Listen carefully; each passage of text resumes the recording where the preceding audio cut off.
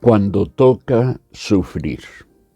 Sálvame, oh Dios mío, que las aguas ya me llegan al cuello. Cada vez me hundo más en el lodo y no tengo dónde apoyar el pie. Estoy en medio de aguas profundas y la corriente me arrastra. He llorado hasta agotarme. Tengo la garganta seca y enronquecida. Tengo los ojos hinchados de llorar en espera de que Dios me ayude. Señor Dios Todopoderoso, que no pasen vergüenza por mi culpa los que confían en ti. Dios de Israel, que no se decepcionen por mi causa los que con ansia te buscan. Salmo 69, en la Nueva Biblia Viva y en Dios habla hoy. Una de las cuestiones que acerca más y a más personas a Dios es el sufrimiento. Pero también este es una de las principales razones por las que las personas se alejan de Dios o se niegan a creer en Él, se trate del sufrimiento propio o del sufrimiento de otros. El hecho es que creyentes y no creyentes enfrentamos el sufrimiento. A unos y a otros nos toca enfrentarlo. Y la pregunta última no es si habremos de hacerlo, si habremos de sufrir, sino, me parece, cómo es que lo haremos. De hecho, cómo enfrentamos al sufrimiento en nuestras circunstancias particulares. Dada su realidad y el impacto que el sufrimiento significa, se convierte en un espacio que reclama también de nuestra presencia testimonial. En medio de tantos que sufren, en medio de una escalada del sufrimiento, se necesita de nuestra presencia testimonial. Podemos preguntarnos, ¿los cristianos también sufren? Pero más importante es cómo enfrentan el sufrimiento los cristianos, el propio y el de los demás. Y estas no son cuestiones menores. Por ello es que hoy te invito a que consideremos la experiencia del salmista cuando se trató de enfrentar su propio sufrimiento a la luz de la fe. La manera en la que el salmista expresa su dolor es tal que prácticamente cualquiera de nosotros podría ser la suya. Desesperación, angustia, confusión y hasta reclamos a Dios revelan la condición que es propia de quienes enfrentan el sufrimiento. Quienes estudian la conducta humana podrían encontrar un elemento característico de la mayoría de las personas que enfrentan la adversidad. Este es el dramatismo. Es decir, en el sufrimiento se incrementa la capacidad que se desarrolla para interesar y conmover vivamente a quienes están alrededor del que sufre. El dolor, el sufrimiento, provoca además en los individuos una profunda conciencia del yo y en las familias o en los grupos nucleares una profunda conciencia del nosotros. Es decir, el sufrimiento tiene la capacidad para hacernos egoístas. Nos lleva a atender desmedidamente el propio interés, sin cuidarnos muchas veces del interés de los demás. Quien y quienes sufren se convierte en el centro de su interés y entonces espera y aún reclama que los demás lo atiendan, no importa si esto es a una costa de sí mismos. En cierta manera, el sufrimiento nos bloquea y reduce nuestra capacidad empática. es decir, limita nuestra capacidad para identificar mental y afectiva de un sujeto con el estado de ánimo del otro, tal la definición de empatía. Nuestro dolor no nos permite considerar siquiera que el otro puede estar sufriendo, ni mucho menos cuando estamos absortos en nuestro dolor. Este nos permite compadecernos de quienes nos rodean. En este sentido, parecería que quien sufre solo tiene derechos y que su sufrimiento le exime, es decir, lo libera de cualquier obligación con los otros. Se pretende que quien sufre, dada su condición de sufriente, no sabe, no entiende, no comprende y, por lo tanto, quienes tienen obligaciones son quienes están alrededor suyo, los que no sufren como él está sufriendo.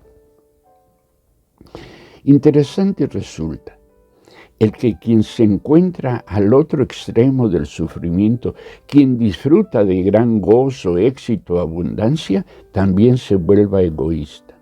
También considere que quienes le rodean están ahí para afirmar su éxito, sus logros y el merecimiento que los explica. No se detiene a preguntar por qué él y no los demás. Simplemente goza de lo que lo alegra, satisface y empodera. Simplemente asume, considera que es su derecho, que ya le tocaba, o como decimos con frecuencia los mexicanos, que al fin le hizo justicia la revolución. Cuestión interesante, sufrimiento y gozo pueden hacernos egoístas. Llama la atención que, atrapado en su crisis profunda, el salmista perciba que la vida se trata de mucho más que de él. No niega su sufrimiento, ni renuncia a la atención que considera necesaria de parte de los demás, dada la condición que está enfrentando. Pero de manera inesperada, hasta incomprensible, en la intensidad del momento que vive, momento que pareciera estar solo, lleno de él, el salmista se ocupa de los otros. Y al hacerlo, hace suyo que la intensidad de su experiencia de sufrimiento no lo libera de la responsabilidad que tiene acerca de la fe de los demás. El salmista adquiere conciencia de que la forma en la que enfrenta ese momento tan importante de su vida contiene una dimensión espiritual que tiene el poder de afectar para bien o para mal a quienes están en la esfera de su influencia. Por ello no deja de llamar mi atención que el salmista, tan frágil, esté tan consciente del poder de su influencia sobre los demás. Entiende y atiende el hecho de que la manera en la que vive su particular experiencia puede determinar, fíjate, ni más ni menos el cómo de la relación de otros con Dios. Un elemento fundamental que permite al salmista tomar tal conciencia es que el salmista reconoce que su vida es mucho más que el momento que enfrenta. Vive un momento de profundo sufrimiento, sí. Merece ser reconocido como una víctima del acoso injusto de sus enemigos, cierto. Pero el salmista reconoce que también ha sido necio y pecador. Reconoce que ha sido insensato, es decir, que su vida no siempre ha estado en equilibrio. Así que hay en él una vulnerabilidad que lo ubica en una condición de especial riesgo al enfrentar el momento intenso que está viviendo. Porque quien en la normalidad de la vida, Cuando no hay sufrimiento, no ha sabido o no ha podido mantener el equilibrio, poco seguro puede estar de que logrará mantenerlo al quedar bajo las presiones extraordinarias de la vida. El salmista sabe que su condición de sufrimiento lo hace aún más vulnerable, dada su incapacidad para saber, para comprender y para actuar convenientemente. Quizá en medio de su sufrimiento, el salmista trae a su memoria situaciones pasadas en las que, estando bajo presión, tampoco supo actuar como era conveniente. Quizá recuerda también el impacto que tuvo su manera de reaccionar en otros momentos intensos de su vida sobre las personas que estaban a su alrededor. Por eso es que pide a Dios que le ayude a enfrentar su conflicto de tal manera que no afecte a quienes confían en el Señor y a quienes con ansia lo buscan. David, el autor de este salmo, vive consciente de su liderazgo, es decir, de la capacidad que tiene para influir en aquellos quienes están a su alrededor. Sabe David que lo que le pasa y la manera en que lo enfrenta no es solo una cuestión personal, individual, íntima. Sabe que dada la influencia que él tiene sobre los demás, lo que le pasa y hace y la manera en que enfrenta esto altera la vida de los demás. Aquí conviene recordar que nuestro Señor Jesús estableció que a quien más se le da, más se le exige. Así, tanto en situaciones de sufrimiento como de gozo profundo, no tiene la misma responsabilidad quien menos tiene, quien menos sabe o puede, respecto de la responsabilidad que tiene quien tiene más, quien sabe más y quien puede más en la vida. Según nuestro Señor Jesús, los cristianos somos líderes. Líderes son las personas a quienes le siguen otros, reconociéndolas como jefes u orientadores. Padres, madres, esposos, jefes, pastores, discipuladores, etc. Todo aquel que tiene algún nivel de influencia sobre otros, un líder al fin y al cabo, tiene la obligación de enfrentar sus situaciones de crisis, su sufrimiento de manera particular, de una forma diferente, de una forma especial, de una forma responsable. Debe tener conciencia de la importancia de su presencia testimonial. La persona que sufre siendo cristiana tiene derecho a que se reconozca su sufrimiento, a que se le acompañe, se le comprenda y se le sirva, sí. Y tiene también el derecho de que se reconozcan sus logros y las razones de su gozo. Pero tiene también la obligación de enfrentar su trance de tal manera que éste no genere pérdidas, confusión o desánimo en aquellos quienes están a su lado. Al salmista le preocupan, como hemos dicho, los que confían en el Señor y los que con ansia lo buscan. Es decir, el salmista se ocupa anticipadamente de lo que podría causarles a unos y a otros si no enfrenta su trance, su momento crítico y decisivo adecuadamente. No quiere que pasen vergüenza por su causa los que ya confían en el Señor, y que no se decepcionen por su culpa, que no dejen de hacerlo los que con ansia buscan a Dios.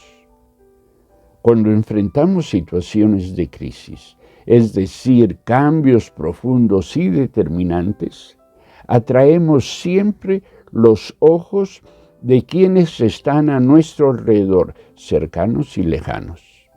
Nuestra condición particular de discípulos de Cristo perfila sus miradas, dado que el sufrimiento y el éxito siempre ponen a prueba la congruencia y la consistencia de nuestra fe. Somos observados tanto por los que creen y temen a Dios, como por aquellos que no creen o aún por aquellos que lo rechazan. El salmista utiliza el término vergüenza, que no pasen vergüenza por mi culpa. Vergüenza es tanto alterar el ánimo como el causar deshonor. Así que el salmista no quiere alterar el ánimo, desanimar o confundir a quienes lo observan. La manera en que enfrentamos la prueba puede desanimar a los que confían en Dios y deshonrar haciendo mentira lo que hemos enseñado, lo que hemos compartido y aún lo que hemos exigido de los demás. Es en este sentido que la crisis no solo pone en riesgo nuestra salud, nuestra integridad y nuestros recursos, también pone en riesgo la fe, la convicción y la confianza de aquellos sobre los que ejercemos algún grado de liderazgo, de influencia, nuestros hijos, nuestros discípulos, nuestros hermanos en la fe, nuestros conocidos, etc. Parecería que en particular la crisis que David vive aumenta su sensibilidad respecto de aquellos que con ansia buscan a Dios. Se refiere a aquellos que están cansados y angustiados bajo el peso de sus propias tragedias y que ven en Dios la única y la última alternativa posible para su dolor. Estas personas, muchas de las cuales nos rodean, son responsabilidad nuestra, porque en algún grado su fe depende también de nosotros. Consciente de ello, David se considera a sí mismo responsable y por lo tanto sensible ante el dolor de otros. Alguien dijo, me quejaba por mi falta de zapatos hasta que me encontré a alguien que no tenía pies. No es que en el mal del otro encontremos alivio para nuestro propio mal. De lo que se trata es que en nuestras aflicciones podamos contar también nuestras bendiciones. Y viceversa, que en nuestros tiempos de bendición consideremos que los tiempos de bendición no excluyen, no echan fuera para siempre los días malos. Como David, cuando nosotros tomemos conciencia de ello, entenderemos que estamos en posibilidad de enfrentar y aún de superar las crisis por más difícil que éstas resulten. Ello siempre sin lastimar o sin hacer más pesada la carga de quienes estando a nuestro lado también sufren y se han propuesto a Dios como su Salvador y su dueño. Déjame decirte que enfrentar el sufrimiento requiere de ética, es decir, de un actuar conforme a lo que es bueno y lo que es moral. Siendo víctima de las vicisitudes de la vida, también somos responsables de actuar adecuada y oportunamente en medio de ellas. Ello implica el que en nuestras crisis procuremos discernir qué es lo que conviene que digamos y qué es lo que conviene que callemos. ¿Qué es aquello que nos toca decidir y qué es aquello que debemos delegar en otros, dejar que otros decidan aún por nosotros? Ni nuestro sufrimiento ni nuestro gozo nos autorizan a lastimar a otros, mucho menos nos autorizan a atentar contra la fe y la confianza que ellos tengan o puedan llegar a tener en Dios. Fíjate que en el caso de David, lo que comenzó como un canto lastimero, termina como una canción de acción de gracias. Dios dice en su palabra, honra a los que lo honran. 1 Samuel 2:20. Quienes ofrecen su sufrimiento al Señor como una ofrenda grata, cuidando a quienes están a su lado, honran al Señor y serán sostenidos por su fidelidad en el tiempo de la prueba. Y cuando este tiempo haya terminado, se encontrarán con que han sido más que vencedores gracias al amor manifiesto de Dios en Cristo, su Señor y Salvador. Repasa Romanos 8. Como creyentes somos responsables del cómo vivimos los momentos torales, los momentos más importantes de nuestra vida, cómo vivimos los éxitos y los fracasos, las alegrías y las tristezas. De ahí la importancia de que nos propongamos siempre vivirlos de tal manera que en tales momentos Dios sea glorificado. Así seremos ejemplo a imitar de quienes nos rodean y no motivo de vergüenza y desánimo de aquellos que con ansia buscan al Señor. A esto los animo, a esto los convoco en el nombre del Señor Jesús. Bendiciones.